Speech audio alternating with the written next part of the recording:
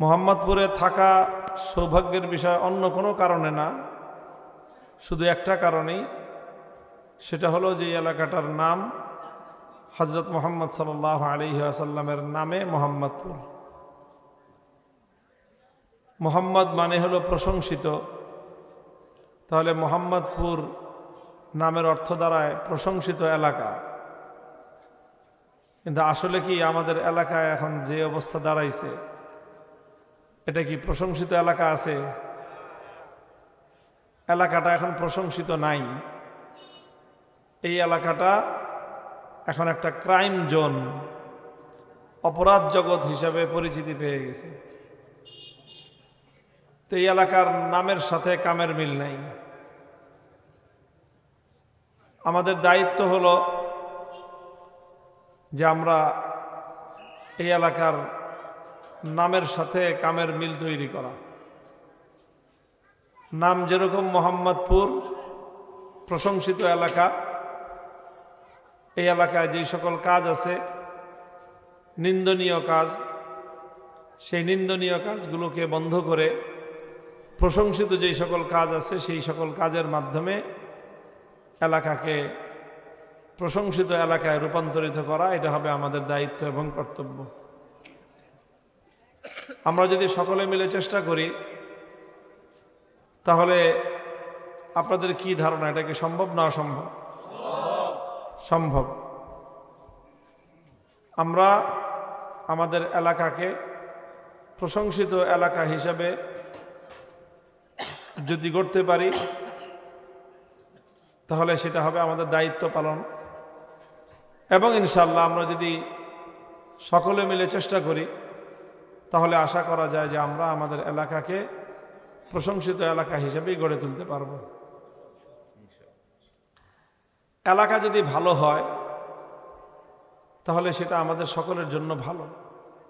আমাদের সন্তান সন্ততি, আমাদের পরবর্তী প্রজন্ম, এমনকি আমাদের মধ্যকারও অনেক মানুষ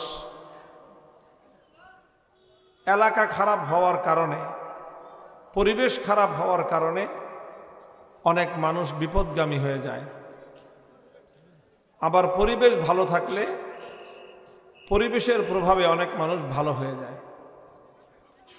রাসূল আকরাম সাল্লাল্লাহু আলাইহি ওয়াসাল্লাম ইরশাদ করেছেন, কুল্লু মাউলুদিন ইউলাদু আলাল ফিতরাহ ফাআবাওয়াহু ইউহাউবিদানিহি আও ইউনাসসিরানিহি আও ইউমাজ্জিসানিহি।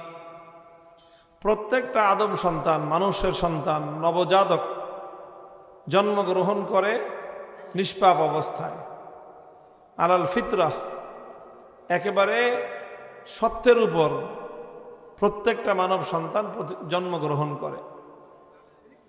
অতঃপর সে কিভাবে বেঈমান হয়ে যায়, কাফের কেমনে হয়, সে খারাপ কেমনে হয়, আল্লাহ রাসূল সাল্লাল্লাহু আলাইহি ওয়াসাল্লাম বলেন ফাআবাওয়াহু, তার বাপ মা, তার গার্জিয়ানরা, তার পরিবার, তার প্রতিবেশ, তার সার্কেল, বন্ধু বান্ধব, এরাই একটা ভালো মানব সন্তানকে, নবজাতককে আস্তে আস্তে আস্তে আস্তে খারাপ বানায়, খারাপে পরিণত করে, এমন অবস্থা করে ফেলে যে সে দুনিয়াতে সবচেয়ে নিকৃষ্ট একটা মানুষে পরিণত হয়। তো এই জন্য পরিবেশ ভালো থাকা চাই, পরিবেশ ভালো হওয়া চাই। পরিবেশ কিসের দ্বারা ভালো হয়? পরিবেশ ভালো হয় যে সকল জিনিসের দ্বারা, তার মধ্যে সবচেয়ে গুরুত্বপূর্ণ হলো পরিবেশ ভালো হয় শিক্ষার দ্বারা। কিসের দ্বারা? শিক্ষার দ্বারা। এই জন্য ইসলামের সোনালী যুগের ইতিহাস যদি পড়া হয়, তাহলে দেখা যাবে যে তখন মুসলমানদের শাসকগণ কোনো একটা এলাকাকে মানুষের জনবসতি হিসেবে গড়ে তুলতে চাইলে তারা প্রথমেই খেয়াল করতেন যে সেই এলাকায় যে জনবসতি হবে সেখানে মুসলমানদের সন্তানরা থাকবে, মুসলমানদের নেক্সট জেনারেশন সেখানে বড় হবে। তো সেই এলাকায় মুসলমানদের পরবর্তী সন্তান সন্ততিরা তারা যেন ভালো শিক্ষায় শিক্ষিত হতে পারে সেই ব্যবস্থা করা। খলিফাতুল মুসলিমিন হযরত ওমর ফারুক রাদিয়াল্লাহু তাআলা আনহুর যুগে খুব গুরুত্বপূর্ণ দুইটা শহর তিনি আবাদ করলেন, নতুন সিটি তৈরি করলেন, নতুন শহর তিনি গড়লেন। একটা হলো কুফা ইরাকের, আর একটা হলো বসরা। কুফা এবং বসরা এই এলাকাগুলো হযরত ওমর রাদিয়াল্লাহু তাআলা আনহুর যুগে এটা ইসলামের মুসলমানদের জন্য উন্নত শহর হিসেবে গড়ে তোলা হয়েছে। এই জন্য পরবর্তীতে মক্কা মদিনার বাইরে মুসলমানদের প্রাণ কেন্দ্র ছিল কুফা শহর। তো এই কুফা নগরী যখন উন্নত শহর হিসাবে গড়ে তুলবেন, খলিফাতুল মুসলিমিন ওমর রাদিয়াল্লাহু তাআলা আনহু যখন এই সিদ্ধান্ত নিলেন যে ওখানে একটা আধুনিক শহর গড়বেন, একটা উন্নত শহর গড়বেন তিনি, তো তিনি কি করলেন? তিনি শুধু এটা করেন নাই যে সেই শহর রাস্তাঘাট কিভাবে হবে, সেই শহরের ড্রেনেজ ব্যবস্থা কিভাবে হবে, সেই শহরের বাড়িঘর দালান কোঠা কিভাবে হবে, শুধু এগুলো ঠিক করেন নাই। এগুলো তো অবশ্যই করেছেন, রাস্তাঘাট কিভাবে হবে, বাড়িঘর কিভাবে হবে, মানুষের অন্যান্য ফ্যাসিলিটিস কিভাবে হবে, এই সব কিছুই সেগুলো ঠিক করেছেন। তবে সবার আগে যেটা ঠিক করেছেন সেটা হলো নতুন শহর যে আমরা গড়ে তুলব, সেই শহরে মুসলমানদের সন্তানদের এবং মুসলমানদের শিক্ষার কি ব্যবস্থা হবে, শিক্ষার কি ব্যবস্থা হবে সেটা সবার আগে চিন্তা করেছেন। এবং শুধু শিক্ষার ব্যবস্থা কি হবে সেটা চিন্তা করেই তিনি ক্ষান্ত হন নাই, বরং অনেক বড় পদক্ষেপ নিয়েছেন, পরিকল্পনা গ্রহণ করেছেন। খলিফা ওমর রাদিয়াল্লাহু আনহু খেলাফত পরিচালনা করতেন, অর্ধ জাহান, বিশাল পৃথিবী, এই রাষ্ট্র তিনি পরিচালনা করতেন আল্লাহর কোরআন এবং নবীর সুন্নাহর ভিত্তিতে, কোরআন সুন্নাহর আইন অনুযায়ী, কোরআন সুন্নাহর বিধান মোতাবেক, কোরআন সুন্নাহর দিক নির্দেশনা মোতাবেক, কোরআন সুন্নাহর গাইডলাইন অনুযায়ী তারা রাষ্ট্র চালাতেন। এই জন্য কোরআন সুন্নাহর গাইডলাইন অনুযায়ী রাষ্ট্র পরিচালনা করতে গেলে কোরআন সুন্নাহ সম্পর্কে বিশেষজ্ঞ জ্ঞানীর দরকার। তো এইরকম একজন বিশেষজ্ঞ জ্ঞানী ছিলেন আব্দুল্লাহ ইবনে মাসউদ রাদিয়াল্লাহু তাআলা আনহু। সাহাবীদের মধ্যে 4 খলিফার পরেই যিনি সবচেয়ে বেশি জ্ঞানী, সবচেয়ে বেশি এলেমওয়ালা, সবচেয়ে বড় আলেম যাকে গণ্য করা হয়, তিনি হলেন আব্দুল্লাহ ইবনে মাসউদ রাদিয়াল্লাহু আনহু। হযরত ওমর রাদিয়াল্লাহু তাআলা আনহু যখন কুফা নগর গড়ে তুলবেন, তখন তিনি আব্দুল্লাহ ইবনে মাসউদ রাদিয়াল্লাহু আনহুকে বললেন যে দেখেন, আমি মদিনায় থেকে এই বিশাল খেলাফতের সাম্রাজ্য পরিচালনা করতেছি, এই খেলাফতের রাষ্ট্র পরিচালনা করতে আমাকে বিভিন্ন জনের পরামর্শের প্রয়োজন হয়, আর যাদের পরামর্শ আমার দরকার তার মধ্যে আপনি হলেন সবচেয়ে বেশি দরকার আমার। কারণ হযরত ওমর রাদিয়াল্লাহু আনহু তিনি যেইভাবে রাষ্ট্র পরিচালনা করতেন পরিপূর্ণ কোরআন সুন্নাহর নীতির ভিত্তিতে। এই জন্য যারা কোরআন সুন্নাহ সম্পর্কে বেশি ইলম যাদের থাকতো তাদেরকেই হযরত ওমর রাদিয়াল্লাহু তাআলা আনহু তার পরামর্শ সভার সদস্য বানাতেন। তো সেই হিসাবে হযরত ওমরের পরামর্শ সভার সবচেয়ে গুরুত্বপূর্ণ সদস্য ছিলেন আব্দুল্লাহ ইবনে মাসউদ রাদিয়াল্লাহু আনহু। হযরত ওমর আব্দুল্লাহ ইবনে মাসউদকে বললেন যে আপনি আপনার শাগরিদদেরকে নিয়ে, আপনার লোকজনদেরকে নিয়ে আপনি কুফায় চলে যান।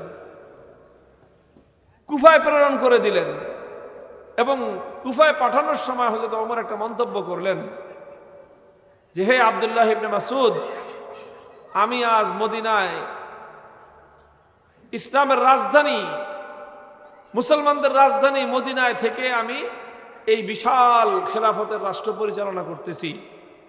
এই রাষ্ট্র পরিচালনা করতে আমাকে পদে পদে আপনার মতো অভিজ্ঞ জ্ঞানী আলেমের দরকার পড়বে আমার পদে পদে, কিন্তু আজ আমি আমার নিজের প্রয়োজনের তুলনায় মুসলমানদের ভবিষ্যৎ প্রজন্মের প্রয়োজনকে আমি অগ্রাধিকার দিলাম।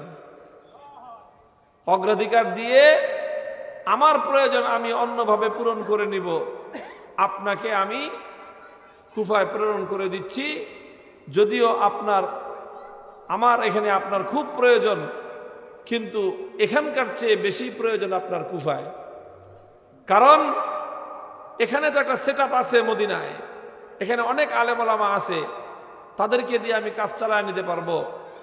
কিন্তু কুফা নতুন শহর হচ্ছে, নতুন জনবসতি হচ্ছে, সেখানে নতুন আবাদি হচ্ছে, সেখানে মুসলমানরা দুনিয়ার বিভিন্ন জায়গা থেকে এসে বসতি গাড়বে, মুসলমানদের নেক্সট জেনারেশন সেখান থেকে তৈরি হবে। সেখানে যদি ভালো শিক্ষার ব্যবস্থা না থাকে, মুসলমানদের সন্তানদেরকে এলেম শেখানোর ব্যবস্থা না থাকে, তাহলে মুসলমানদের পরবর্তী প্রজন্ম এলেম থেকে বঞ্চিত হয়ে যাবে। এটা হবে জাতির জন্য, উম্মার জন্য অনেক বড় ক্ষতি। মোহতারাম হাজিরিন, এটা বুখারী শরীফের মধ্যে এই ঘটনা বর্ণিত হয়েছে। তো এ থেকে বোঝা যায় যে ইসলামের যে ইতিহাস রচিত হয়েছে, সেই ইতিহাসের মধ্যে মুসলমানদের প্রয়োজনীয়তার ক্ষেত্রে মুসলমানদের সুশিক্ষা, বিশেষ করে কোরআন হাদিস ভিত্তিক শিক্ষা, এই শিক্ষার কত বেশি প্রয়োজন ওই যুগে মুসলমানরা অনুভব করতেন। দুর্ভাগ্যজনকভাবে আজ আমরা এমন একটা সময় এসেছি, এখন আমাদের রাষ্ট্র, আমাদের সরকার সব চিন্তা করে, তারা সব চিন্তা আছে তাদের। রাস্তাঘাট কেমনে হবে চিন্তা আছে, মেট্রো রেল কেমনে হবে সেই চিন্তা আছে, এখন মেট্রো রেলের পরে গিয়ে মনোরেল কেমনে হবে সেই চিন্তা আছে, আকাশে বিমান কেমনে উঠবে সেই চিন্তা আছে, ট্রেন কেমনে চলবে সেই চিন্তা আছে, এক্সপ্রেস হাইওয়ে কেমনে হবে সেই চিন্তা আছে, ওভারব্রিজ কেমনে হবে সেই চিন্তা আছে, গ্যাস লাইন কেমনে যাবে সেই চিন্তা আছে, বিদ্যুতের উন্নয়ন কিভাবে হবে সেই চিন্তা আছে, সব চিন্তা আছে। কিন্তু মুসলমানদের সন্তানরা আল্লাহর কোরআন কিভাবে শিখবে সেই চিন্তাটুকু নাই তাদের মধ্যে। এই জন্যই আজ মুসলিম জাতির এই দুর্দশা, এই দুরবস্থা। মুসলমানদের একটা প্রাথমিক শিক্ষার একটা ব্যবস্থা বাংলাদেশে আছে না নাই? প্রাথমিক শিক্ষার ব্যবস্থা আছে না? সরকারিভাবেও আছে, বেসরকারিভাবেও আছে। সরকারি প্রাথমিক যেই শিক্ষা, অর্থাৎ ক্লাস 5 পর্যন্ত, এগুলো প্রাইমারি স্কুলে পড়ানো হয়। প্রাইমারি স্কুলগুলো সব সরকারি, কথা ঠিক না? এই প্রাইমারি স্কুলগুলোতে সরকারের পক্ষ থেকে শিক্ষক শিক্ষিকা আছে, যাদেরকে সরকার নিয়োগ দেয়, চাকরি দেয়, বেতন দেয়। স্কুলগুলোতে সরকারি খরচে ভবন দেওয়া হয়, সকল স্টাফদের বেতন দেওয়া হয়। তারপরে প্রতি বছর এই সকল শিক্ষার্থীদেরকে বিনামূল্যে বই দেওয়া হয়। এই সবই তো সরকার দেয়, তাই না? সরকার দেয় মানে কি? সরকার তো আর কোনো মানুষের নাম না। সরকার মানে হলো দেশের যারা দায়িত্বশীল থাকে তারা দেয়। কোত্থেকে দেয়? তাদের বাপের পকেটের পয়সা থেকে দেয়। এটা রাষ্ট্রের সম্পদ থেকে দেয়। রাষ্ট্রের সম্পদ আসে কোত্থেকে? রাষ্ট্রের সম্পদ আমি, আপনি, আমরা, সারা দেশের মানুষ আমাদের কাছ থেকে টাকা নিয়ে নিয়েই রাষ্ট্রের কোষাগার ভরে। বলবেন হুজুর আমরা তো কোনোদিন রাষ্ট্রকে টাকা দিয়ে নেই, আবার আমার কাছ থেকে নিল কোত্থেকে? হ্যাঁ, নিচে, আপনি টের পান নাই। আপনার কাছ থেকে ডেইলি টাকা নিতেছে, আপনি টের পান না। কেমনে নেয় টাকা? এই যে আপনি দোকান থেকে জিনিস কিনেন, খান না? আপনি 100 টাকার আটার একটা প্যাকেট কিনছেন, আপনার ওই প্যাকেটের মধ্যে আটা আছে 85 টাকা, আর বাকি 15 টাকা ভ্যাট কেটে নিয়ে গেছে সরকার। এই আটার প্যাকেট করার সময় বলে দিছে, খবরদার এই 100 টাকার প্যাকেটে 100 টাকার আটা দিবি না, এনে 100 টাকার প্যাকেটে 85 টাকার আটা দিবি, আর 15 টাকা আমারে দে। ওটা ওই আটার প্যাকেট বিক্রি হওয়ার আগেই সরকার 15 টাকা নিয়ে গেছে। নুন কিনতেছেন 100 টাকার, নুন পাইবেন 85 টাকার, বাকি 15 টাকা ভ্যাট। আপনি যে কোনো দোকানে, হোটেলে যা খানা খাইবেন, বিল করবে, বিলের নিচে দিয়ে দেবে যে ভ্যাট 15% ভ্যাট। এইভাবে আমার থেকে আপনার কাছ থেকে সারা দেশের প্রত্যেকটা গরিব মানুষ, মেহনতি মানুষ, রিক্সাওয়ালা, এমনকি ভিক্ষুকের কাছ থেকেও টাকা নিয়ে কাইটা নেয় সরকার। এই সবার টাকা দিয়ে সরকারের কোষাগারে টাকা জমে। এরপরে ওই টাকা দিয়ে প্রাইমারি স্কুলের বিল্ডিং বানায়, প্রাইমারি স্কুলের শিক্ষকদের বেতন দেয়। শুধু প্রাইমারি না, সব সরকারি চাকরিজীবীদের বেতন হয় সেই টাকা থেকে। কাজেই যারা সরকারি চাকরি করে তাদের এই কথাটা মনে রাখা দরকার যে আমাদের সরকার যে বেতনটা দেয়, এই বেতনের টাকার মধ্যে একটা ভিক্ষুকের টাকাও আছে। সরকারি চাকরি করে আবার মানুষের সাথে আইসা পোদ্দারি দেখায়। সরকারি চাকরি যারা করে অন্তত তাদের পক্ষে দেশের কোন নাগরিকের সাথে হেডাম দেখানোর কোনো বৈধতা নাই। কারণ বেটা, তুই যে টাকা খাস ওই টাকার মধ্যে একটা ফকিরের পয়সা আছে, ওই টাকার মধ্যে আমার পয়সা আছে। হ্যাঁ, বেসরকারি চাকরি যারা করে তারা মাঝে মাঝে হেডাম দেখাইতে পারে। সরকারি চাকরি যারা করে তারা বুঝে না, বা বুঝলেও না বুঝার ভান ধরে, এই জন্য ভাব দেখায়। তুমি কারটা খায় ভাব দেখাও? তোমরা ভাব দেখাইবা না। তুমি সরকারি চাকরি করো মানে হলো তুমি জাতীয় সার্ভেন্ট, সরকারের চাকর। দেশের মানুষের সেবা দেওয়ার জন্য তোমাকে রাখা হয়েছে, এই জন্য সবাই পয়সা দিয়ে তোমাকে বেতন দেওয়া হয়। ভাব ধরা ঠিক না। তোমার বেতন যেটা দেওয়া হয়, এই যে মন্ত্রীরা গাড়ি হাঁকায়, এমপিরা গাড়ি হাঁকায়, সরকারি খরচ দেয়। এমপি মন্ত্রীরা কোনো শহরে গেলে সেখানে সরকারি খরচে থাকা খাওয়ার ব্যবস্থা হয়। এই যে ব্যবস্থা যে হইল, সরকারি টাকা পাইল কোথায়? এই সরকার জনগণের টাকা দিয়ে এমপি মন্ত্রীদের খরচ দেয়। এমপিদেরকে প্রত্যেক মাসে বেতন দেয়, থাকার বাসা দেয়, সেই বাসার মধ্যে নানা রকম সার্ভিস দেয়, বহুত কিছু ফ্যাসিলিটিস দেয়। এই ফ্যাসিলিটিস আসে থেকে? ওই যে সরকারি ভান্ডার থেকে। সরকারের ভান্ডারে টাকা আসে থেকে? সরকারের ভান্ডারে টাকা আসে দেশের প্রত্যেকটা নাগরিকের পকেট থেকে। ওই নাগরিকের পকেটের নাগরিকদের মধ্যে একজন ফকির ভিক্ষুক আছে। কাজেই সরকারি যারা সুযোগ সুবিধা ভোগ করে তাদের দেশের প্রতি অনেক বেশি দায় থাকতে হয়, জনগণের প্রতি তাদের অনেক দায় থাকতে হয়।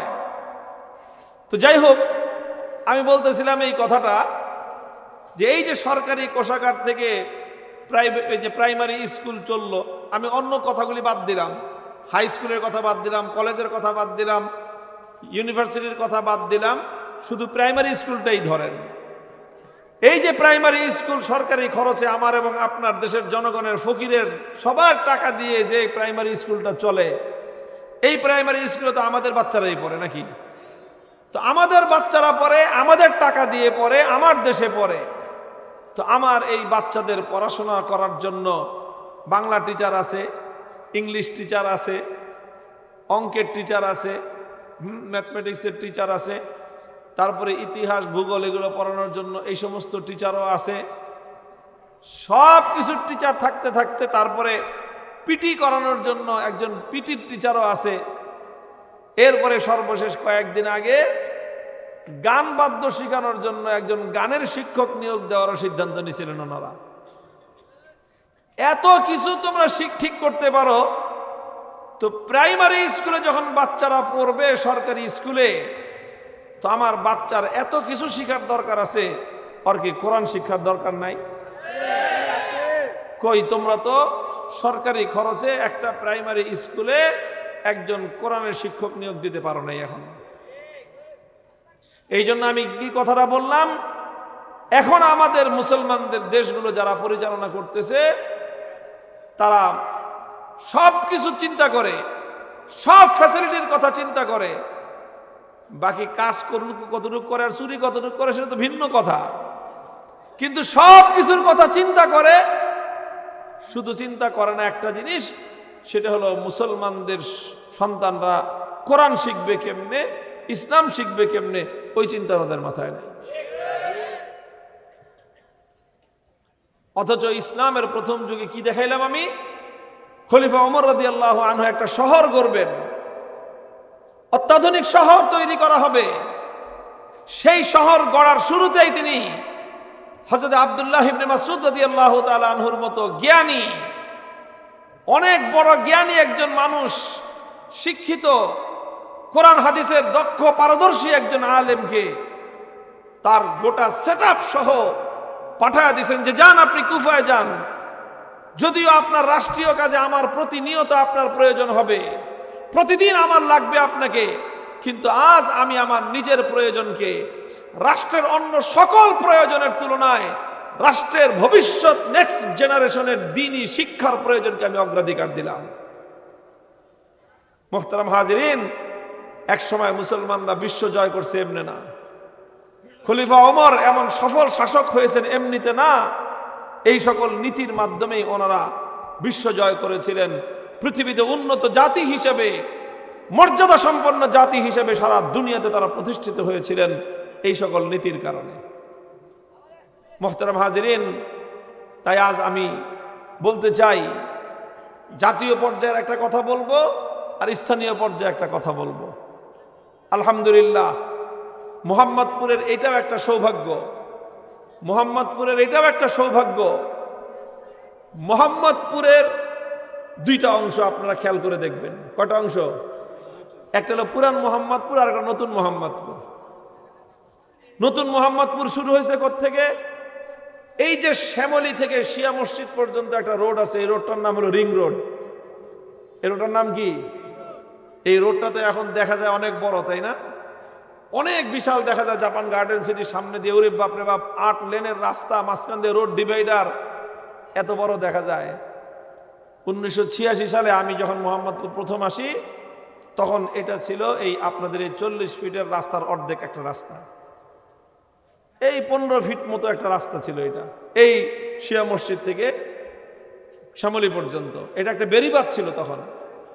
মোহাম্মদপুরের পুরান মোহাম্মদপুরকে বন্যার পানি থেকে বাঁচানোর জন্য এটা একটা বেড়িবাঁধ ছিল, এই জন্য এটার নাম ছিল কি? Ring road. রিং রোড মানে এটা রিং এর মতো এরকম বাঁকানো ছিল, এই জন্য রিং রোড এটার নাম। এই রিং রোডের পশ্চিম দিকে যত এলাকা হয়েছে এই সবটাই হলো নতুন মোহাম্মদপুর।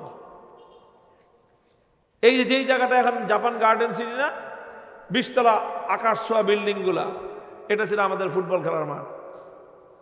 আমরা শিয়া মসজিদের সাথে আমাদের মাদ্রাসা ছিল, এখানে খেলতাম, এখানে পড়তাম, আর ওখানে আমরা ফুটবল খেলতাম, সাতচারা খেলতাম। ক্রিকেট খেলা তখন অতটা জনপ্রিয় না। এটা হলো নতুন মোহাম্মদপুর। এবার চিন্তা করে দেখেন, আদাবর পুরাটাই প্রায় নতুন মোহাম্মদপুরের মধ্যে পড়ছে। আচ্ছা, এরপরে আসেন আপনি শিয়া মসজিদ থেকে কোন দিকে?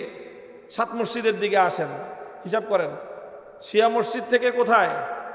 7 মসজিদ হয়ে আপনি চলে যাবেন কোথায়? পুরা রায়ের বাজারের দিকে, তাই না? এই শিয়া মসজিদ থেকে 7 মসজিদ পর্যন্ত যে রাস্তাটা আসছে, এই শিয়া মসজিদ থেকে একটু আগাইলেই ওখানে যে সোনালী মাঠটা আছে না, একটা মাঠ আছে বড়, এই মাঠের সাথে অনেক বড় একটা ঘর ছিল, এই ঘরটা ছিল আমাদের মাদ্রাসা। ওই মাদ্রাসায় আমরা পড়ছি। পরে এটা সরকারি রাস্তা হয়েছে, মাদ্রাসাটা পাশে চলে গেছে। এই রাস্তার পশ্চিম দিকে যত হাউজিং আছে সব নতুন মোহাম্মদপুর। এদিকে 7 মসজিদের পরে যা কিছু আছে সব নতুন মোহাম্মদপুর। ওদিকে রায়ের বাজারের একটা রাস্তা গেছে, যে এই রায়ের বাজারের পশ্চিম দিকে যা আছে সব নতুন মোহাম্মদপুর। এই হলো নতুন মোহাম্মদপুর, আর হলো পুরান মোহাম্মদপুর। নতুন মোহাম্মদপুরের মধ্যে সর্বপ্রথম হাউজিং হলো মোহাম্মদী হাউজিং। 1986 সালে আমি যখন মোহাম্মদপুরে আসি তখন মোহাম্মদী হাউজিং এ 3টা বিল্ডিং ছিল। কটা বিল্ডিং? একটা বিল্ডিং ছিল হাজী সিরাজউদ্দৌলা সাহেবের, যিনি মোহাম্মদী হাউজিং এর প্রতিষ্ঠাতা। ওনার বাড়ি ছিল, উনি একতলায় থাকতেন আর 2 তলা 3 তলা মাদ্রাসার জন্য ছেড়ে দিয়েছিলেন। ওই মাদ্রাসা ছিল আমাদের মাদ্রাসা, প্রথম মাদ্রাসা ওখানে হয়। আরেকটা বিল্ডিং ছিল 3 নম্বর রোডে, আরেকটা বিল্ডিং ছিল অ্যাডভোকেট শহীদুল ইসলাম সাহেবের, আর একটু পরে। আর বাকি পুরা ফাঁকা। এই নতুন মোহাম্মদপুরে কিচ্ছু ছিল না। এরপরে ধীরে ধীরে সেই মোহাম্মদপুর গড়ে উঠেছে। নতুন মোহাম্মদপুর যখন গড়ে উঠতেছে, এই নতুন মোহাম্মদপুরে আল্লাহর খাস মেহেরবানি হলো শাইখুল হাদিস আল্লামা আজিজুল হক রহমতুল্লাহ আলাইহি, আমার বাবা, তিনি লালবাগ থেকে এসে প্রথম ওই যে মোহাম্মদী হাউজিং, তখনও হাউজিংয়ে মাত্র 3টা বাড়ি, হাজী সিরাজউদ্দৌলা সাহেবের ওই বিল্ডিংটা কমপ্লিট হয় নাই, আনকমপ্লিট, কোন রকম খালি স্ট্রাকচার দাঁড়াইছে, সাইড দিয়ে কোনো ওয়াল হয় নাই, তখনও সাইড দিয়ে বেড়া দিয়ে আমরা থাকতাম। ওই মাদ্রাসায় পড়েছি আমরা, ওই মাদ্রাসা হলো, তারপরে পাশে মাদ্রাসার জায়গা হয়েছে আরো পরে, এইভাবে ধীরে ধীরে মাদ্রাসা গড়ে উঠছে। তো এই মোহাম্মদপুরের সৌভাগ্য হলো এটা যে মোহাম্মদপুরের নতুন অংশ যখন গড়ে উঠে, নতুন মোহাম্মদপুর শুরুই হয়েছে একটা মাদ্রাসা দিয়ে। সেই মাদ্রাসাটার নাম হলো মোহাম্মদ সাল্লাল্লাহু আলাইহি সাল্লামের নামে, সেই মাদ্রাসাটার নাম হলো জামিয়া মুহাম্মাদিয়া আরাবিয়া। মোহাম্মদপুর নাম, হাউজিং এর নাম মোহাম্মদী হাউজিং, মাদ্রাসার নাম হলো মুহাম্মাদিয়া মাদ্রাসা। 3 মোহাম্মদ একত্রিত হয়েছে ওখানে। সেই বরকতময় জিনিস দিয়ে এই নতুন মোহাম্মদপুরের যাত্রা শুরু। এরপরে তো 7 মসজিদের সাথে জামিয়া রহমানিয়া 2 বছর পরে হলো। এরপরে তো আস্তে আস্তে আরো মাদ্রাসা হয়েছে। তো আলহামদুলিল্লাহ, এটা আমাদের গৌরব, এটা আমাদের সৌভাগ্য, এটা আমাদের অহংকার যে এই নতুন মোহাম্মদপুর গড়ে উঠেছে। এলাকা যত বাড়ছে, প্রত্যেকটা এলাকার আমাদের সন্তানদেরকে সুশিক্ষিত করে গড়ে তুলবার জন্য আমরা চেষ্টা করে গেছি, আর একটার পর একটা মাদ্রাসা কায়েম করেছি। এবং এই মাদ্রাসাগুলো এলাকার মুসলমানদের সন্তানদের সহিভাবে কোরআনী শিক্ষা দেওয়ার জন্য। আগে ওটরুক ছিল, মোহাম্মদী হাউজিং হয়েছে, ওখানে মোহাম্মদী মাদ্রাসা হয়েছে। তারপরে আর 2 বছর পরে গেল, 7 মসজিদের এখানে হাউজিং হলো, এখানে জামিয়া রহমানিয়া হলো। এরপরে বেরিবাদ হলো, বেরিবাদের বাইরে আর কিছু ছিল না, সব বেরিবাদের ভিতরে এলাকা। এরপরে বেরিবাদের বাইরে আস্তে আস্তে শহর হলো, বেরিবাদের মাথার উপরে শাইখুল হাদিস রহমতুল্লাহ আলাইহি, যা ধরে এই মোহাম্মদপুরের মানুষের ধর্মীয় শিক্ষার প্রয়োজনীয়তা পূরণ করার জন্য আমার বাপ করে গেছে, আমরা করতেছি। এরপরে আমাদের পরে আমাদের নেক্সট জেনারেশন ইতিমধ্যে তারাও কাজ শুরু করে দিয়েছে। আমরা 3 প্রজন্ম ধরে, আমার বাপ, আমি এবং আমাদের পরবর্তী জেনারেশন, আমার সন্তান এবং আমার ভাতিজা, তারা এখন আমাদের 3rd জেনারেশন এই মোহাম্মদপুরের মানুষের দ্বীনি শিক্ষার জন্য কাজ করতেছে আলহামদুলিল্লাহ। এখন যদি কেউ কয় যে মোহাম্মদপুরের জন্য ওনারা কি করছেন, আমি বলে মোহাম্মদপুরে এসে খালি ঘুমাই। এইসব কথাও যদি কেউ বলে, আরে ভাই, কথারও তো একটা সাইজ থাকতে হয়, বয়সও তো তোমার চেয়ে আমি বড়। শিক্ষা তো ভাই শুধু ডিগ্রির নাম না, বলেন? শিক্ষা শুধু ডিগ্রির নাম? শিক্ষা হলো মানুষের আচরণের নাম, ব্যবহারের নাম। তো যাই হোক, সেই কথা আমি বলবো না, বলবো এতটুকু যে অন্তত ইতিহাস তো জানতে হবে যে আমার এই ফ্যামিলি মোহাম্মদপুরে কি কি করছে। শুধু মোহাম্মদপুর এলাকার মধ্যে এখন আমাদের ফ্যামিলির দ্বারা পরিচালিত মাদ্রাসা সংখ্যা 5টা মাদ্রাসা। 5টা মাদ্রাসা জাতীয় পর্যায়ে। মেয়েদের মাদ্রাসা আছে একটা, এই আপনাদের মোহাম্মদপুর এই বসিলাতে আছে। বসিলা এই সিটি ডেভেলপার্সের 1 নম্বর রোডের 6 নম্বর বাসায়, যেখানে আমরা বাসায় থাকি। আমরা বাড়ি বানাইছি, আমি ভাই বোন মিলে আমরা বাড়ি বানাইছি, আমি আর আমার বোন মিলে বাড়িটা বানাইছি। বাড়িটা বানানোর সময় নিয়ত করছি যে এই বাড়ির টপ 2টা ফ্লোর আমরা মাদ্রাসার জন্য দিয়ে দিব। আমরা মাদ্রাসার জন্য দিয়ে দিছি এবং সেখানে মেয়েদের মাদ্রাসা করছি আলহামদুলিল্লাহ। শুধু ছেলেদের শিক্ষার ব্যবস্থা হবে, তাহলে মেয়েরা যাবে কোথায়? আমাদের কাছে মেয়েদের শিক্ষার গুরুত্ব ছেলেদের শিক্ষার গুরুত্বের চেয়ে 1 চুল পরিমাণ কম না। এই জন্য মেয়েদেরকে শুধু শিক্ষা না, ওদের আরো সেফটির কথা চিন্তা করি, আরো নিরাপদভাবে যেন ওরা পড়াশোনা করতে পারে। এই জন্য যেই বাসায় যেখানে নিজেরা থাকবো, সেই বাসার টপ ফ্লোরে সুন্দরভাবে মেয়েদের জন্য শিক্ষার ব্যবস্থা করেছি। খবর নিয়ে দেখেন, এই বসিলার ঘরে ঘরে আমাদের এই মেয়েদের মাদ্রাসা থেকে কোরআনের হাফেজ হওয়া মেয়ে বসিলার ঘরে ঘরে আছে। তো আলহামদুলিল্লাহ, এটা তো আমি এই আলোচনায় আসতে চাইছিলাম না। আমি যেই কথাটা মূল শুরু করেছিলাম সেটা হলো মুসলিম জাতির প্রয়োজনটা কি, মুসলিম উম্মার ইতিহাসটা কি, মুসলমান একটা সম্প্রদায় কিভাবে গড়ে ওঠে। ইতিহাস এমনি রচিত হয় না, ইতিহাস একটু একটু করে তৈরি হয়। একটা দালান একদিনে দাঁড়ায় যায় না। একটা দালানে এরকম একটা একটা করে বালুকণা, কোটি কোটি বালুকণা একত্রিত হয়। অসংখ্য অগণিত সিমেন্ট এখানে একত্রিত হয়। অসংখ্য ইট বিভিন্ন ভাটা থেকে এসে একত্রিত হয়। তারপরে অনেক কামলা, অনেক মিস্ত্রি, অনেক যোগালু, অনেক মায়ের পেট থেকে জন্ম নেওয়া বিভিন্ন জায়গা থেকে এসে একত্রিত হয় একটা বিল্ডিং এর কাজ করে। তারপরে গিয়ে একটা বিল্ডিং দাঁড়ায়। এরপরে ওই বিল্ডিং এর সৌন্দর্য বর্ধনের জন্য অনেক মিস্ত্রিকে কাজ করতে হয়, রং মিস্ত্রির কাজ করতে হয়, টাইলস মিস্ত্রির কাজ করতে হয়, কাঠ মিস্ত্রির কাজ করতে হয়। কত ধরনের মিস্ত্রিরা সেখানে সার্ভিস দেওয়ার পরে গিয়ে একটা সুন্দর ভবন দাঁড়ায়, বিল্ডিং দাঁড়ায়। কথা বলেন ঠিক কিনা? সালেহা বায়াত তায়েক কো দকে আজদর সে ইলম আলেমে গরদদ নেকু ইয়া শায়রে শিরি সখুন करनेहा बायत के एक संग खारज आफताब लाल गरदद वर बदख्शा या अकीकंदर यमन माहे हा बायत के एक पुंबदाना बाद काश्त जाम गरदद शाहिदे राया शहीदे रा कफन। পৃথিবীর কোনো কিছুই হঠাৎ করে এমনি এমনি হয়ে যায় না, এমনি এমনি হয়ে যায় না। এর পিছনে অনেক লম্বা ইতিহাস থাকে এবং সেই ইতিহাসটা জানতে হয়, তারপরে সেই ব্যাপারে মন্তব্য করতে হয়। অনেক ইতিহাস লম্বা, অনেক কিছু লাগে। এই যে একটা জামা, কবি বলতেছেন, এই যে মেয়ে তুমি দেখতেছো যে একটা মানুষ সুন্দর একটা জামা গায়ে দিয়ে, জুব্বা গায়ে দিয়ে, শুটকোট গায়ে দিয়ে বসে আছে, দেখতে লোকটাকে খুব সুন্দর দেখা যেতেছে। এই যে লোকটাকে সুন্দর কাপড় চোপড়ে যে সুন্দর দেখা যেতেছে, তুমি কি হিসাব করছো যে এই সুন্দর কাপড়টা তার গায়ে চড়তে এর উপর দিয়ে কত ইতিহাস রচিত হয়েছে?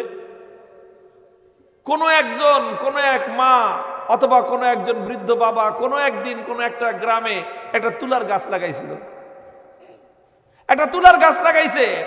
তারপরে সেই তুলার গাছে পানি দিছে, সেটাকে পরিচর্যা করছে, সেই তুলার গাছটা বড় হয়েছে। তারপরে সেই তুলার গাছে তুলা হয়েছে। তারপরে সেই তুলাটা একজনে নিয়ে বাজারে বিক্রি করছে। তারপরে সেই তুলাটা আরেকজনে কিনে নিয়ে সেটা মিলে নিয়ে গেছে। মিলে নিয়ে তারপরে সে ওই মিলের মধ্যে সেই তুলা দিয়ে সুতা বানাইছে একজনে। তারপরে সেই সুতা আরেকজনে কিনে নিয়ে, তারপরে কটন মিল থেকে সুতা কিনে নিয়ে তারপরে আরেক মিলে নিয়ে সেটাকে কাপড় বানাইছে। তারপরে সেই কাপড়টাকে আরেক যা রিডিং করছে, ফিনিশিং দিছে, কত কিছু করছে। তারপরে সেটা বাজারে আসছে, সেটা আরেকজনে কিনে নিয়ে দর্জির দোকানে দিছে। তারপরে সেই দর্জি কত যত্ন নিয়ে সেটাকে কাটছে। তারপরে সেলাই মেশিনে কত সুন্দর করে সেলাই করছে, সব সুন্দর করে সেলাই টেলাই করে তারপরে এটা আবার ধুলাইতে পাঠাইছে। তারপরে সেটাকে ধুলাই দিয়ে ইস্ত্রি করে প্যাকেট করে তোমার কাছে পাঠাইছে। তুমি যারা দিয়ে গায়ে দিয়েছো, তোমার সুন্দর লাগে। এখন তুমি যদি বলো আমি কিনছি আর গায়ে দিছি, কিনছি আর গায়ে দিছি, এত সহজ না যে কিনছো আর গায়ে দিছে। বলেন, এই জামাটা গায়ে দেওয়ার পিছনে কত বছর আগে কোন এক গ্রামের এক মা অথবা একজন বাবা কত যত্ন করে তুলার গাছ লাগাইছে। সে হলো তোমার এই জামার, তোমার যে সুন্দর দেখা যেতেছে, এটার জন্য তুমি তার কাছে ঋণী। এখন তুমি সুন্দর জামা গায়ে দিয়ে তার কথা ভুলে যাও না। এটা হলো মানুষের চরিত্র। মানুষ পিছনের কথা মনে রাখতে চায় না, ভুলে যায়। খালি যা চোখে দেখতেছে সেটাই মানুষ দেখতে চায়। আল্লাহ আমাদেরকে কবুল করেন, তৌফিক দান করেন। ইতিহাসের এই চর্চাটা আমি এই জন্য করলাম যে আলহামদুলিল্লাহ আমাদের এখন মোহাম্মদপুরে এই নতুন এলাকা, বিশাল এই বসিলাকে কেন্দ্র করে যে নতুন নগর গড়ে উঠতেছে, এখানে দেখতেছি অনেকগুলো ছোট ছোট মাদ্রাসা গড়ে উঠেছে আলহামদুলিল্লাহ। এই মাদ্রাসাগুলো আমাদের এই এলাকায় নতুন যারা বসতি স্থাপন করতেছে তাদের দ্বীনি শিক্ষার চাহিদা পূরণ করতেছে। উচিত তো ছিল এই রাষ্ট্রের, উচিত তো ছিল এই দেশের, এই রাষ্ট্রের মুসলমানদের প্রতিটি সন্তানের কোরআনের শিক্ষার ব্যবস্থা করা এই রাষ্ট্রের দায়িত্ব ছিল, ফরজ ছিল রাষ্ট্রের জন্য এগুলো করা। তবে যে রাষ্ট্রের জন্য এটা করা ফরজ ছিল কেন? কারণ এই রাষ্ট্র কেমনে গড়ে উঠছে, খালি হঠাৎ করে একজনে এসে ঘোষণা দিছে যে বাস এবারে সংগ্রাম, স্বাধীনতার সংগ্রাম, অথবা আরেকজনে খালি ঘোষণা দিয়ে দিছে যে বাস কালুরঘাট থেকে এরপরে রাষ্ট্র হয়ে গেছে। ব্যাপারটা এত সহজে হয় নাই। এই রাষ্ট্র হওয়ার পিছনে 190 বছর পর্যন্ত ব্রিটিশের বিরুদ্ধে যুদ্ধ করতে হয়েছে। সেই যুদ্ধে কত মানুষের রক্ত দিতে হয়েছে ইতিহাস পড়ে দেখবেন। 190 বছর ব্রিটিশের সাথে যুদ্ধ করে ব্রিটিশকে খেদাইছে। মধ্যখানে আবার কলকাতার দাদা বাবুদের সঙ্গে আরেকটা লড়াই করতে হয়েছে। ওরা চায় নাই যে এই বাংলাদেশে ঢাকাকে কেন্দ্র করে মুসলমানদের একটা সভ্যতা গড়ে উঠুক, ওরা চায় নাই। এই জন্য দেখেন না 24-এর বিপ্লবের একটা বড় স্লোগান কি, দিল্লি না ঢাকা। এটা অর্থ বুঝেন? দিল্লি না ঢাকা, খালি তো কোন দিল্লি না ঢাকা, ঢাকা ঢাকা। এর অর্থ কি? এর অর্থ হলো এখানে একটা লড়াই ছিল, 100 বছর ধরে এখানে একটা লড়াই ছিল। ওরা চায় নাই যে ঢাকায় ঢাকা বিশ্ববিদ্যালয় হোক। রবীন্দ্রনাথ যখন ঢাকা বিশ্ববিদ্যালয় হয় তখন মুসলমানদেরকে নিয়ে টিটকারি করছিল রবীন্দ্রনাথ ঠাকুর। কইছে এই জবনের পোলাপান আবার পড়ালেখা কিসের, নাউজুবিল্লাহ। বলে মুসলমানরা তো চাষা ভুষা ক্ষেত, এই ক্ষেতের পোলাপান আবার কি বিশ্ববিদ্যালয়ে পড়বে? কেন ঢাকায় বিশ্ববিদ্যালয় করা হইতেছে? এটা নিয়ে রবীন্দ্র বাবুর অনেক আপত্তি ছিল। এমনি হয় নাই ঢাকা, এই ঢাকাকে যেন কোনোভাবেই এখানে মুসলমানদের মাথা উঁচু করে দাঁড়াইতে না পারে, একটা দেশ যেন করে না উঠে, একটা রাজধানী ঢাকায় যেন না হয়। এই ঢাকার রাজধানী ঠেকানোর জন্য কলকাতা কম চেষ্টা করে নাই, সহিংস আন্দোলন করছে। নাম দিছিল সহিংস আন্দোলন, মানে জঙ্গিবাদী আন্দোলন, রবীন্দ্রনাথ ঠাকুর করছে। আর আজকে ঢাকা বিশ্ববিদ্যালয়ে গিয়ে দেখেন, ঢাকা বিশ্ববিদ্যালয় করলো যেই লোকে, এর নাম হলো নবাব স্যার সলিমুল্লাহ। নাম শুনছেন? এই সলিমুল্লাহ সাহেব, নবাব সলিমুল্লাহ নিজের ব্যক্তিগত কয়েক শত একর জমি দিয়ে দিছে বিশ্ববিদ্যালয় করার জন্য। তারে নিয়ে আজকে ঢাকা বিশ্ববিদ্যালয়ে কোনো আয়োজন নাই। আয়োজন আছে রবীন্দ্রনাথ ঠাকুরের গান গায় হারা।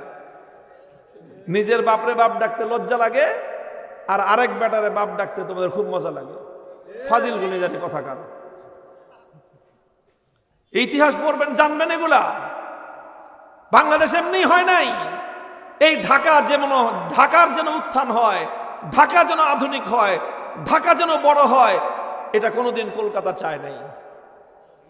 তারপরে আস্তে আস্তে ঢাকা হয়েছে, মুসলমানদের অবদান। এই নবাব স্যার সলিমুল্লাহরা চেষ্টা করছে ঢাকা যেন উন্নত হয়, এখানে যেন ব্যবসা বাণিজ্য করতে পারে মানুষ, এখানে যেন মার্কেট হয়, বাজার ঘাট হয়, শিক্ষাঙ্গন হয়, মসজিদ মাদ্রাসা হয়, বিশ্ববিদ্যালয় হয়। এই যে ঢাকার শহরকে যে মসজিদের শহর বলা হয়, এমনি বলা হয় নাকি মিয়া? এই ঢাকার শহরে যেন মসজিদে ভরে যায়, নবাব স্যার সলিমুল্লাহরা তখন থেকে এটা চেষ্টা করেছেন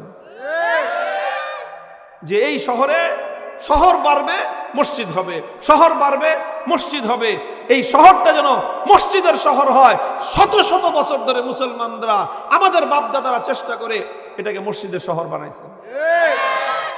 দিল্লি না ঢাকার অর্থ বুঝেন?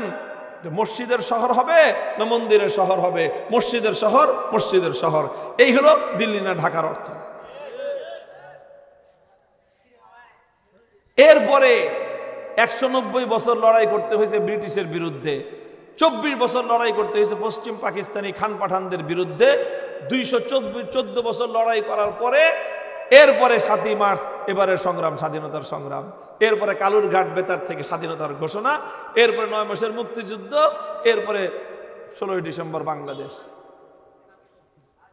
এত সংক্ষেপে হয় নাই, অনেক রক্ত গেছে, অনেক জীবন গেছে, তারপরে বাংলাদেশ হয়েছে। তো যেই বাংলাদেশটা হলো এই জন্য যে আমরা দিল্লির গোলামি মানব না, আমরা কলকাতার আন্ডারে থাকবো না, মুসলমানদের জন্য আলাদা দেশ চাই। এই মুসলমানদের জন্য আলাদা দেশ গড়তে গিয়ে বাংলাদেশ হয়েছে।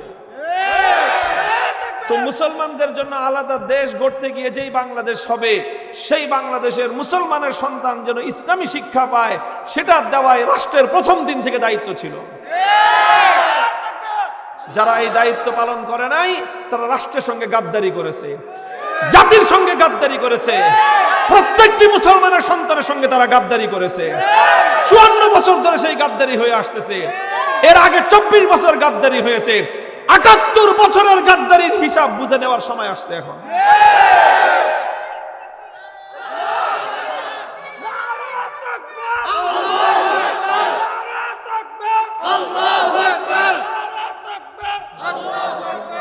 কত বছর পেলাম? 78 বছর। খালি 54 বছর না মিয়া, 24 বছরের পাকিস্তানের আমল। ওরাও তো গাদ্দারি করে গেছে। ওরা বলছিল যেই দেশে কোরআনের শাসন আসবে, ইসলামের শাসন আসবে, তোমরা আমাদেরকে সমর্থন দাও। আমাদের থেকে সমর্থন নিয়ে 24টা বছর গাদ্দারি করছে, বেঈমানি করছে পাকিস্তানি খান পাঠানরা। ওরাও গাদ্দারি করে গেছে, এরপরে 54 বছর ধরে শুধু গাদ্দারি হচ্ছে। এই 78 বছরের গাদ্দারির ইতিহাস আমাদের বাংলাদেশের ইতিহাস। এই রাষ্ট্র এমন ভাবে চালাতে হবে, রাষ্ট্রীয় ব্যবস্থাপনায় আমাদের প্রত্যেকটা সন্তানের কোরআনী শিক্ষার আয়োজন হইতে হবে।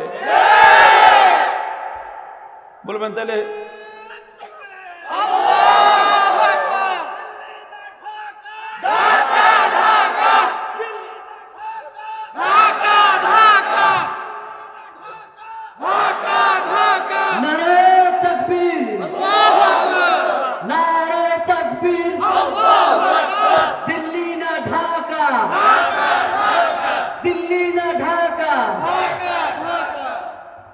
মোহতারাম হাজিরিন, এই জন্য বলি এগুলো হলো আমাদের পাওনা রাষ্ট্রের কাছে, এই জাতির পাওনা, শিশুদের পাওনা। বলবেন তাহলে কোরআন শিখাইবে, তে অন্য শিক্ষার মেডিকেলে ডাক্তার হবে কেমনে, ইঞ্জিনিয়ার হবে কেমনে, এগুলো সব হবে। কোরআন শরীফ পড়লে কি ইঞ্জিনিয়ার হওয়া যায় না? কি বলেন, আপনাদের ধারণা কি?